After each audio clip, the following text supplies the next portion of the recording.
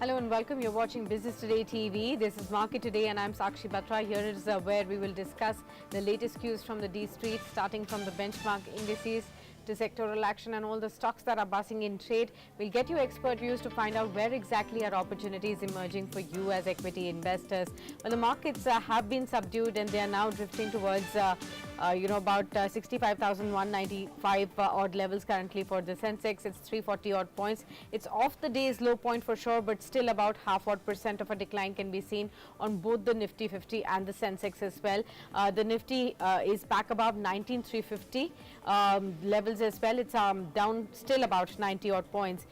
Below the surface, when we see it's the broader markets that are giving us some respite. Both the mid cap and the small cap 100 indices are up quarter odd percent.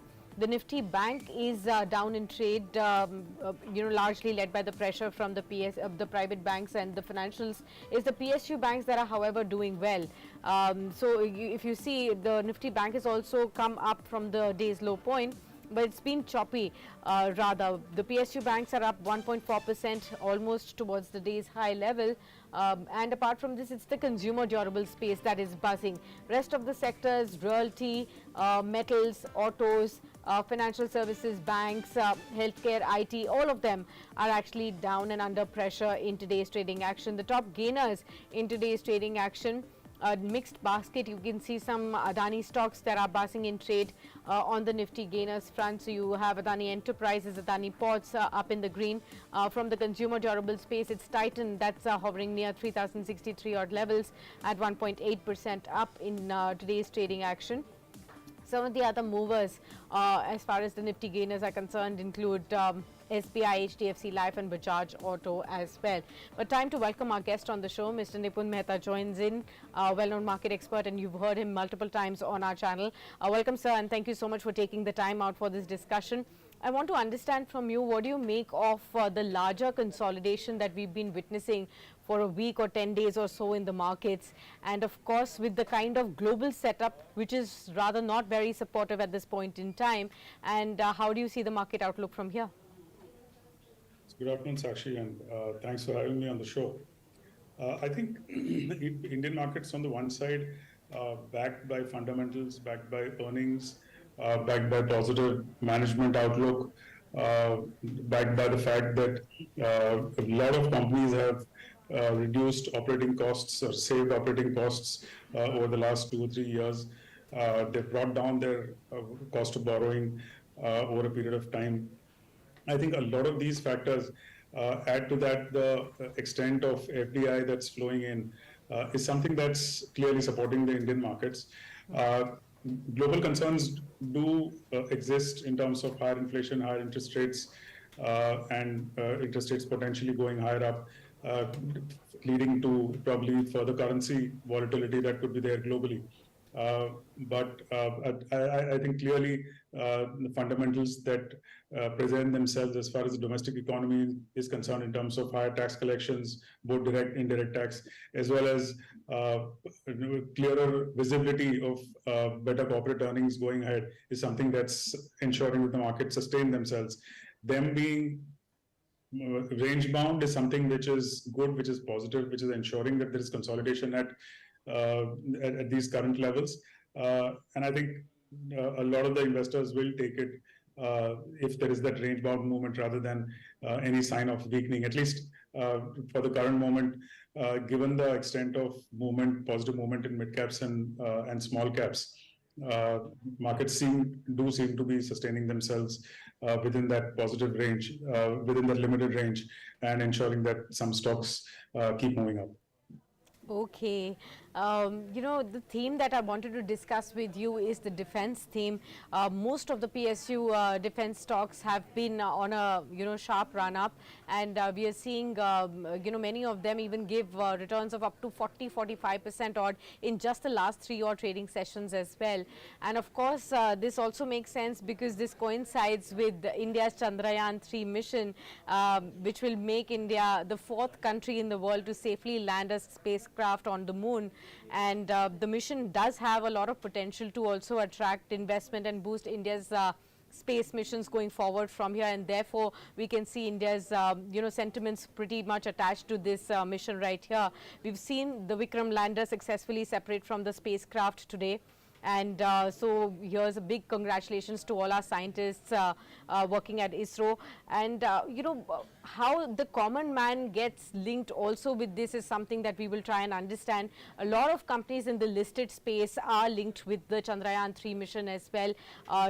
Stocks like L&T, HAL, we're seeing Bharat Heavy Electricals and also Walchand Nagar Industries. They've all somehow or the other, provided for India's space missions, have been providing it for a lot of years. And also for Chandrayaan 3, they've, supplied a lot of crucial components and parts. So they are also partaking in India's success story when it comes to this success mission. So first up, your thought on the entire defense space. Where are we seeing this sector headed? And then we will come back to specific stocks and sectors and, understand, where exactly are opportunities emerging for investors. Sure. I think, yes, the Chandrayaan is a big event that's really happening, and a lot of eyes on that, on a successful landing. But I think a lot of this, while it had been going on for several years, I think over the last few years, the added focus of the government on Atmanirbhar Bharat, on Make in India, is something which is ensuring that the entire defense space has suddenly woken up or got a huge extent of orders. It's not just manufacturing that's likely to be happening for domestic markets or for the Indian needs, but also for we've now started having companies looking at exports coming in as well, or export orders coming in. So that's a big push that has helped the entire sector, the government push that has been there. And we are having a fairly wide variety. Earlier, it used to be just 2 or 3 companies that used to be there, which used to be catering maybe a couple of PSUs and a couple of private sector companies that had been catering to these defense needs. Not really in a very big way with a lot of wallet share, but really just supplying some small parts and just adding to a lot of the imports that were happening. Now what we are seeing is clearly a lot more contribution that a lot of these, not just larger companies and the PSUs that are there, in terms of the overall manufacture of whatever that's getting manufactured, whether it's aircraft or guns or whatever defense equipment that is there. It's not just supply of small parts. You're seeing much larger contribution that's coming in, and which clearly is likely to show up in a seriously big way. We're already seeing it in the form of higher order book that's there for a lot of these defense companies. But now there's a lot more visibility that's coming in for the long term. It used to be earlier only for a couple of years that used to be there. Now what you see as a change as far as defense is concerned is a visibility for the next 5, 7, 10 years in terms of not just domestic manufacture, but even for exports. And that's something that's likely to create a fairly large, or has created a fairly large opportunity for the entire defense space in India. Okay. So enough and more to discuss. Let's actually get down to some stocks and companies that are specifically linked to Chandrayaan 3, and you can talk about the basket of these stocks and help us understand how does one really approach these. L&T, like I said, has supplied several crucial components here, from the supply of ground and flight umbilical plates to the manufacturing and pressure testing for the critical booster segment for Chandrayaan 3. HAL has played a crucial role in the success of Chandrayaan 3 mission as well. So far, we've seen several components which have been supplied to the National Aerospace Laboratories here. That's provided a key support to Chandrayaan 3. BHEL has achieved the unique milestone by supplying the 100th battery to ISRO for Chandrayaan 3 as well. Walchand Nagar Industries is a company that has been supplying for Indian space missions for right from the start in 1993 with PSLV to all the 45, 48 launches that followed, all the company, space missions. It has been a critical component provider as well. How do you look at a basket of these stocks, and how should one really sense the opportunity here?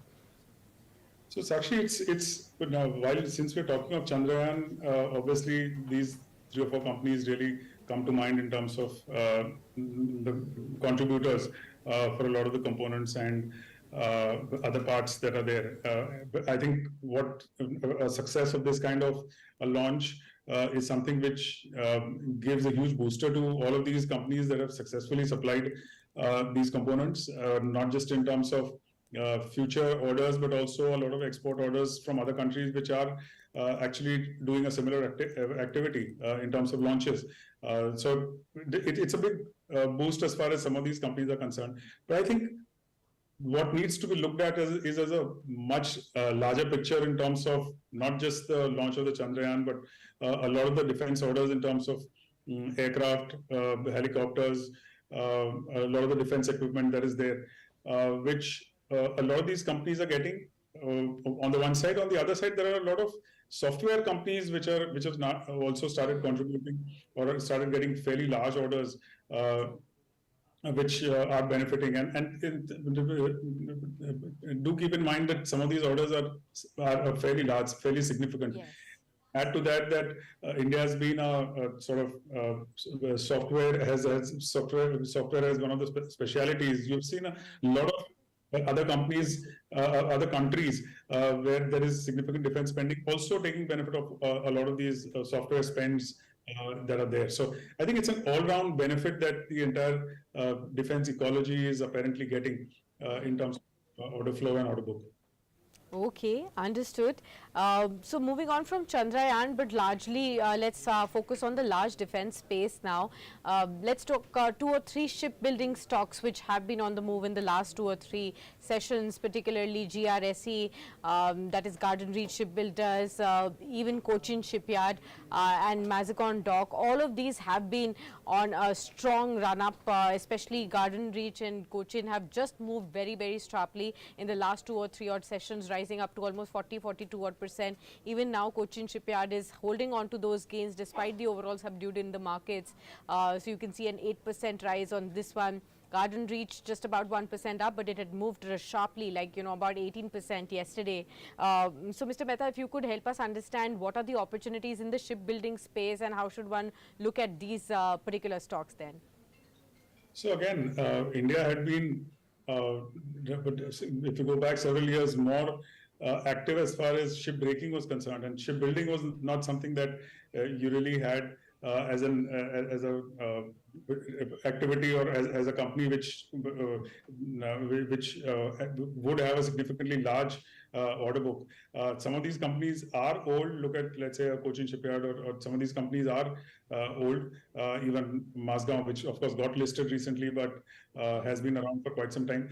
The extent of order book was earlier actually restricted to a lot of domestic requirements that were there. Without this being any recommendation of any stock, when you look at now order flow that is there for, let's say, Mazgaon Dock or Cochin Shipyard, you're really seeing order book being fairly strong, visibility being fairly strong. Earlier you would have maybe a couple of years of order book visibility. Now you're seeing that as a much longer visibility that is there, and which clearly is showing up also in terms of profitability for a lot of these companies. So within the defense space, even the shipbuilding space, particularly for defense, is something which is showing a fair amount of promise. But after this sharp run up, do you also feel that valuations are perhaps running ahead of fundamentals for some of them, if not all, and one should be very cautious at this point in time for those looking for a fresh entry after all these sharp moves? Perhaps it's time to wait and watch. So Sakshi, what happens in virtually all stock, these kind of stock movements or these kind of companies is there's whenever there is a sector which is sort of found as undervalued on the one side, or which is suddenly seeing a lot of order flow and which undergoes a lot of re-rating, there's always likely to be this kind of a price move that's going to happen for most of the stocks within the company, within the sector. What would happen is once that tops out to a degree, there would be a consolidation that would happen. The earnings right now, the valuations are running far ahead of their earnings because we are seeing visibility over the next 5, in certain cases 8-10 years also. You're seeing a lot of the 2026 and 2027 getting discounted right now. As you see results coming in gradually, there will be a possibility, or there will be some consolidation that will happen in maybe 1 quarter, 2 quarters, or whatever that might be, and wait for the earnings to actually catch up. And that's when that will, or as and when there is a market correction, it could be an opportunity to get into some of these. But for the moment, I think a lot of these stocks have run up in a way whereby they have started discounting 2026-27 earnings, which probably is a bit stretched for the moment. Okay. Apart from the defense space, which are the other pockets that are looking attractive to you at this point in time? Where is it that you're looking at for margin for safety in this current market setup? So one space could potentially be, of course, the pharmaceutical space. You've seen a degree of turnaround happening in a lot of these companies in terms of order flow from the US. When one compares it with the order flow that was happening maybe even 3-4 quarters back, which was reasonably slow, you've seen that turning around quite well. You're seeing that the contribution from North America is far stronger now, far healthier now. That visibility is a lot greater in terms of sustained order flow that is there. I think that's something that's being one of the larger markets. That's something which is contributing a lot to the uptick as far as the results for the June quarter that were there for some of the pharma companies. I think that's something that could only improve going ahead with US FDA issues probably behind a lot of these companies. You're likely to see probably greater order flow that could potentially come by. And that's one space which could at least, if not outperform, would be a great bet in terms of ensuring that at times in market correction, the valuations are reasonable and which could, to an extent, act as a defensive play that could be there.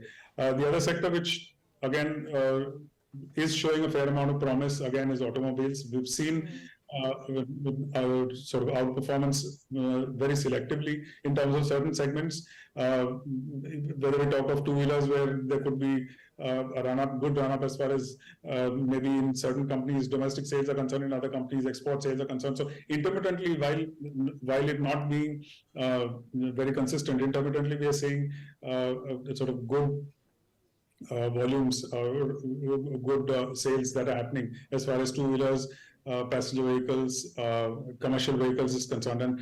And that's where probably there is one space which looks to be reasonably promising. And as a result of that, the auto ancillary space automatically tends to get a boost. And that's another space where we've seen reasonably good results coming in for the June quarter. So one would think these couple of spaces do look reasonably valued and could be looked at whenever there is an opportunity and a individual stock price correction that happens. All right then, Pharma, select auto space, that is looking interesting at this point in time in case you are looking at scouting for opportunities in the current market space as well. Many thanks, Mr. Mehta, for being with us and as always discussing such wonderful insights for all our viewers. Always a pleasure having you with us on Business Today TV. Let's get back to the markets. About almost a 400 point of a fall currently being seen on the Sensex, 104 points of a fall for the Nifty, although it's back up above that 19,350 odd mark. So recovery coming in as far as the benchmarks are concerned, but still about half odd % of a decline. So we'll continue to track the market movement for you. Just about 12 minutes remaining for the markets to shut shop, but even after that you should get ready for our special Market Master series, where market gurus reveal their investment strategies for a winning portfolio.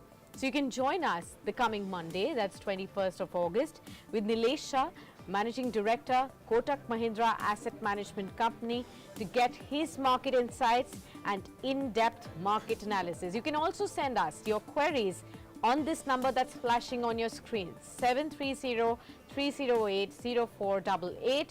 And these questions will be taken live as well on Monday.